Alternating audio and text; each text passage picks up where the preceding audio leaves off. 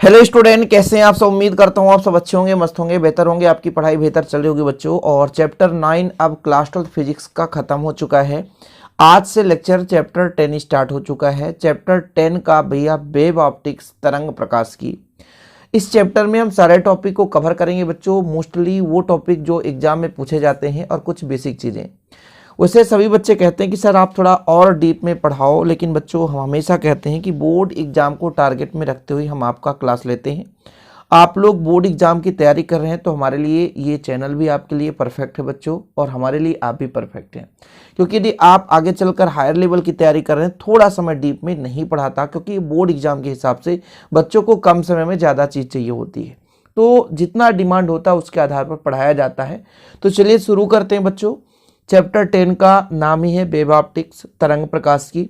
इसकी कुछ पृष्ठभूमि आज हम चर्चा करेंगे मुख्य रूप से, और इसके बाद हम क्रम बाई क्रम बच्चों आपके जो भी सिलेबस में टॉपिक्स हैं उनको क्लियर करेंगे। तो देखिए, सबसे पहले हमारा जो परिभाषा आता है बच्चों की, ये प्रकाश का सरल रेखीय गमन है क्या, या प्रकाश की सरल रेखीय गति है क्या। तो प्रकाश के मार्ग में अपारदर्शी वस्तु रखने पर उसकी छाया बनती है, जो इस बात का प्रमाण है कि प्रकाश सरल रेखा में गमन करती है। सिंपल सा सरल रेखा में गति करने का प्रमाण यहाँ पे बताया गया कि कोई प्रकाश किरण है हमेशा सरल रेखा में चलती है। ये सबको पता है, सबको पता है कि सूर्य से आने वाली किरणें जो है सरल रेखा में गति करती है, लेकिन इसका साक्ष्य क्या है, इसका प्रमाण क्या है। तो बोला गया कि भाई प्रकाश मार्ग से कोई प्रकाश किरण आ रही है, उसके सामने आप क्या रख दो, अपारदर्शी वस्तु रख दो, उसका प्रतिबिंब बन रहा है। मतलब सिंपल है, वो प्रकाश किरणें कहीं ना कहीं सीधी आ रही थी। ये इसका साक्ष्य है कि प्रकाश जो है सरल रेखा में गति करती है। यदि आपसे कोई पूछे कि भाई प्रकाश किस रेखा में गति करती है, किस प्रकार से गति करती है, तो आप लोग लिख सकते हैं कि प्रकाश हमेशा, जो प्रकाश की किरणें होती हैं वो हमेशा सरल रेखा में गति करती हैं। इसके पहले चैप्टर 9 में आपने परावर्तन पढ़ा बच्चों। परावर्तन आपने पढ़ा, उसमें सब कुछ पता है कि जब कोई प्रकाश किरण किसी तल पे टकराती है और टकराने के बाद उसी माध्यम में वापस लौट जाती है, तो यह जो परिघटना है प्रकाश का परावर्तन कहलाता है। किसी सतह पर टकरा करके उसी माध्यम में वापस लौटना। जैसे मैं बात कर रहा हूँ, ये मेरा तल है, प्रकाश किरण ये इसका मान लो अभिलंब है, प्रकाश किरण आपतित हो रही है, आपतन कोण का मान आई है, परावर्तित होकर के उसी मार्ग पर वापस चली गई, तो परावर्तन कोण आर है। प्रकाश किरण PQ आपतित हुई और RS दिशा में चली गई, MN इसका अभिलंब है, और ये बच्चों परावर्तक पृष्ठ है।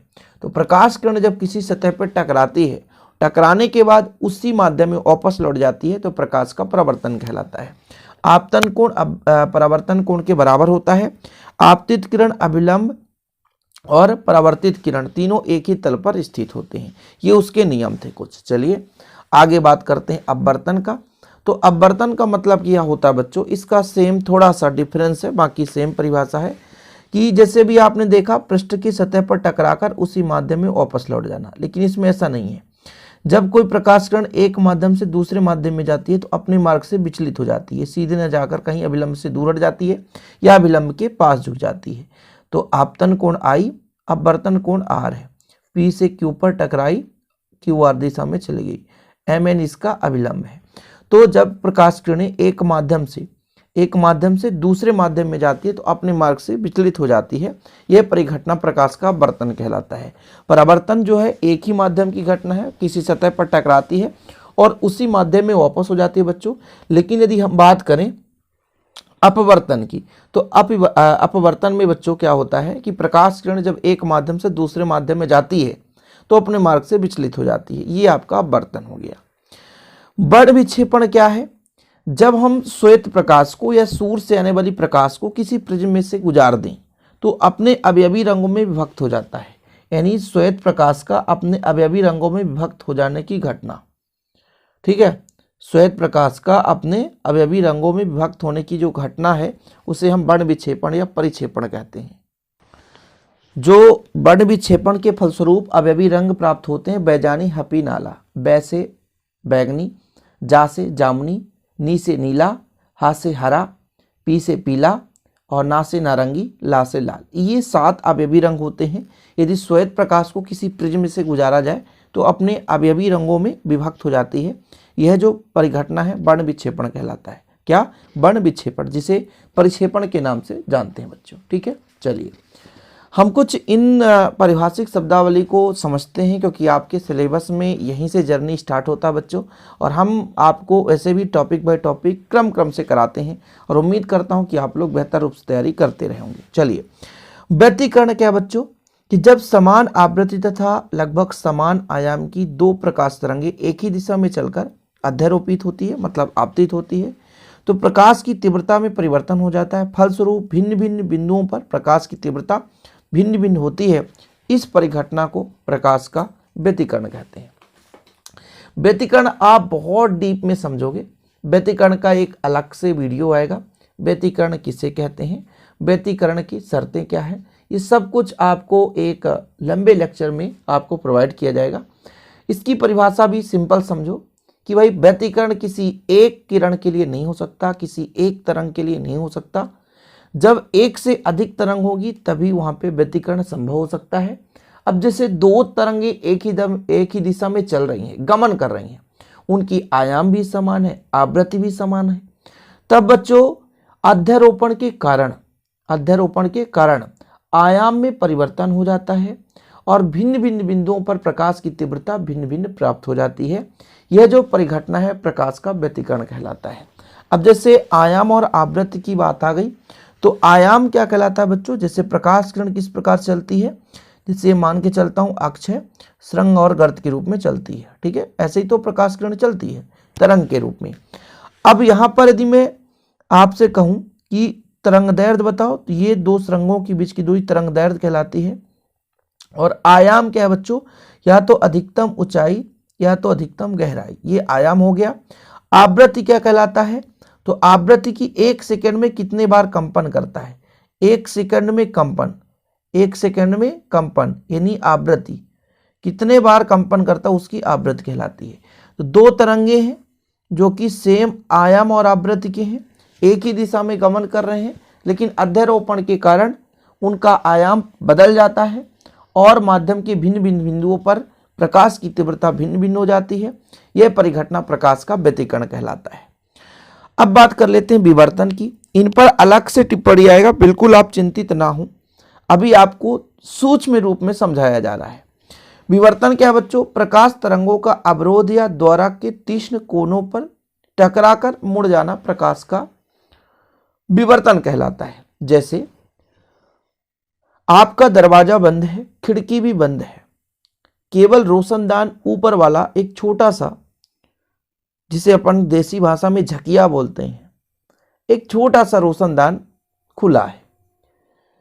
प्रकाश किरण जब आती है तो रोशनदान से डायरेक्ट तो नहीं आ पाएगी घर में, क्योंकि भाई प्रकाश किरणें छत से टकराती है, दीवार से टकराती है, लेकिन कहीं ना कहीं मुड़ करके वो प्रकाश किरण आपके कमरे के अंदर भी आ जाती है।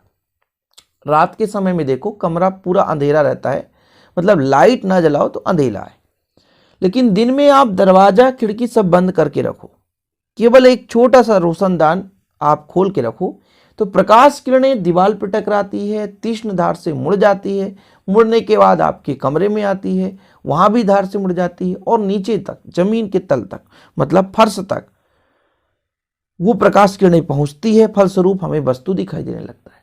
आप प्रैक्टिकल कर लेना।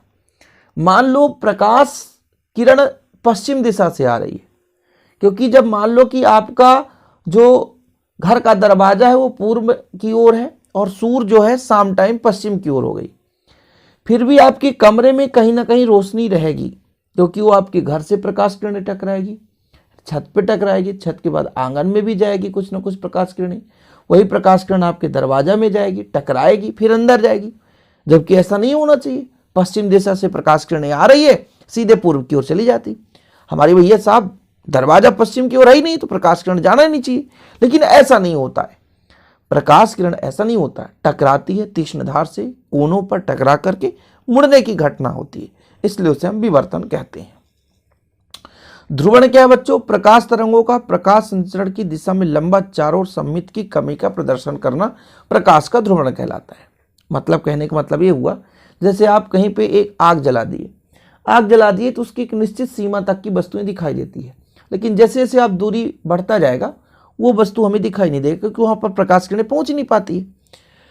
आप एक बल्ब जला दो घर के बाहर, तो उस बल्ब की भी एक निश्चित सीमा है, उसकी भी एक निश्चित एनर्जी की सीमा है कि यहां तक की वस्तुओं को हम देख पाते हैं, क्योंकि वहां तक रोशनी पहुंच पाती है। लेकिन कहीं ना कहीं वो जाकर धीरे धीरे धीरे धीरे धीरे उसकी तीव्रता में कमी आती जाती है कि नहीं?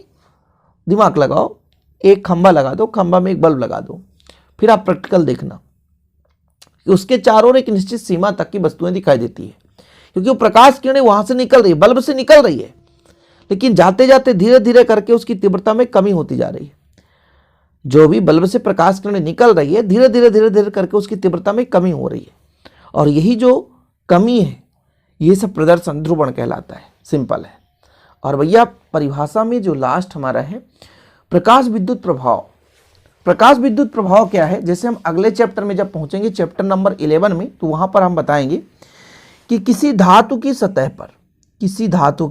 सतह पर प्रकाश किरणें आपतित हो गई। बच्चों क्या हो गई? प्रकाश किरणें आपतित हो रही है, और जैसे प्रकाश किरणें आपतित हो रही है तो इसके जो इलेक्ट्रॉन हैं, जो मुक्त इलेक्ट्रॉन यहाँ घूम रहे हैं, वो एनर्जी प्राप्त कर लेते हैं और निकल करके बाहर चलने लगते हैं। तो प्रकाश विद्युत प्रभाव कहलाता है। जब प्रकाश किरणें किसी धातु की सतह पर आपतित होती है तो यहाँ से इलेक्ट्रॉन मुक्त होकर के निकलने लगते हैं, उत्सर्जित होने लगते हैं। यह जो परिघटना है प्रकाश विद्युत प्रभाव कहलाती है।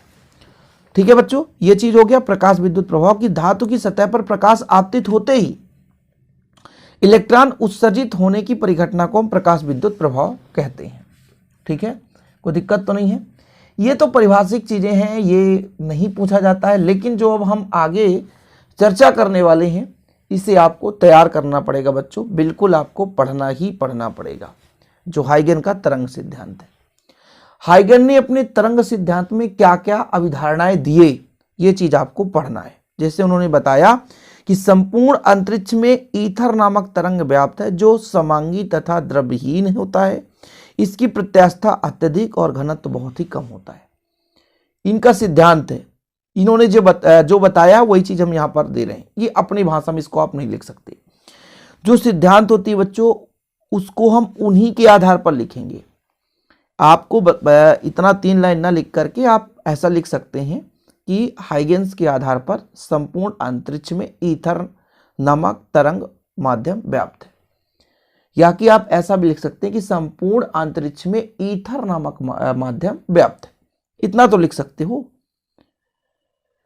दूसरा नंबर लिखना है कि प्रकाश इस काल्पनिक माध्यम ईथर में तरंग के रूप में गमन करती है। किसने बताया? हाइगन ने बताया। अभी हम हाइगन के तरंग सिद्धांत को पढ़ रहे हैं। हाइगन का सिद्धांत भी है तरंगाग्र से संबंधित, लेकिन अभी तरंग सिद्धांत कि प्रकाश किरणें किस प्रकार से तरंग के रूप में चलती है, उन्होंने यहां तक बता दिया कि संपूर्ण अंतरिक्ष जो दिख रहा है, ऊपर की ओर देखो, आपने छत में खड़े हो जाना भैया, छत में खड़े हो जाना और ऊपर की ओर देखना। बोला जो भी दिख रहा है ना अंतरिक्ष में, वायुमंडल के बाहर, वो सब ईथर है वहां, वो भी तरंग के रूप में। और उसमें जो प्रकाश किरणें चलती है भैया, बोला भी गया था काल्पनिक माध्यम, कल्पना कर रहे हैं, हमने देखा नहीं लेकिन कल्पना कर रहे हैं कि ईथर है। और बोला तरंगों का वेग 3 × 10⁸ मीटर पर सेकेंड, किंतु नियत है। सबको पता है भाई प्रकाश का वेग कितना होता है, 3 × 8 मीटर पर सेकेंड। तो ये भैया हाइगन ने भी अपने सिद्धांत में बताया था। प्रकाश तरंगे अनुदैर्घ्य तरंग होती हैं। ध्रुवण की व्याख्या करने के लिए फ्रेनल आदि वैज्ञानिकों ने इसे आगे चलकर माना कि प्रकाश तरंगे अनुप्रस्थ तरंगे होती है। पहले हाइगेन्स ने क्या बताया था? अनुदैर्घ्य है, और बाद में फ्रेनल, फ्राउनहोफर, फ्रेनल, ये सब कुछ आगे पढ़ोगे आप लोग। विभिन्न रंगों की प्रकाश की आवृत्ति भिन्न भिन्न होती है, यहां तक आप लोग लिख लेना। ठीक है, विभिन्न रंगों की प्रकाश की आवृत्ति भिन्न भिन्न होती है। ये 5 उनकी परिकल्पनाएं थे। ठीक है, हाइगेन्स के तरंग सिद्धांत द्वारा व्यतिकरण, विवर्तन एवं ध्रुवण की परिघटना संख्या, तो यहां पर व्याख्या होना चाहिए, है ना, व्याख्या। हाँ भैया, वही तुम्हें कहा, गलत हो रहा है यार। हाइगेन के तरंग सिद्धांत द्वारा व्यतिकरण, विवर्तन एवं ध्रुवण की परिघटनाओं की व्याख्या करने के पूर्व तरंगाग्र की अवधारणा को समझना आवश्यक होता है। अब भैया तरंगाग्र क्या है? अब बोलो तरंगाग्र क्या है? बिल्कुल चिंता ना करिए, ये जो मैंने कहा कि प्रकाश किरण कहीं पे जा रही है तो धीरे धीरे करके उसकी तीव्रता कम हो जाती है, लेकिन कहीं ना कहीं उसकी कुछ ना कुछ एक संरचना होगी, उसकी कहीं ना कहीं एक निश्चित सीमा होगी कि किस प्रकार से चल रही है। मतलब किसी माध्यम में जो प्रकाश है तरंग के रूप में संचरित हो रही है, वो किसी भी क्षण किस कला में है, उसका बिंदुपथ क्या है, इसकी जानकारी तरंगाग्र देता है, जो कि 3 प्रकार से होता है, एक गोलीय तरंगाग्र, एक बेलनाकार तरंगाग्र और एक समतल तरंगाग्र।